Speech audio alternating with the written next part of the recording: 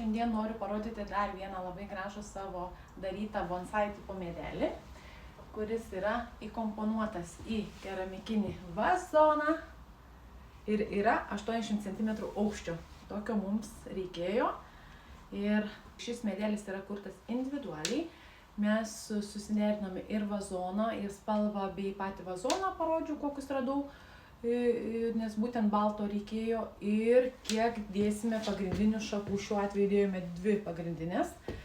Taip norėjo ir man asmeniškai yra gražiau už 2 šakų, bet aišku, čia jau jūsų norai, kiekvienam savo skonis ir kas patinka, tą ir padarome. Tai tikrai labai labai gražiai žiūrisi iš abiejų pusių, man gražus, ir galima iš abiejų pusių pasistatyti, iš vienos pusės ar iš kitos, kaip jau jums norisi. Tai tikrai gražus. Man šiaip šis medelis irgi tinka prie interjero, nes pas mane namuose visur balta. Tikrai labai gražus išėjo.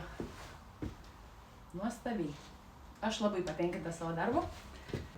Tik pažiūrėkite, kaip gražiai atrodo jis iš tolo. Labai gražuolis medelis gavosi.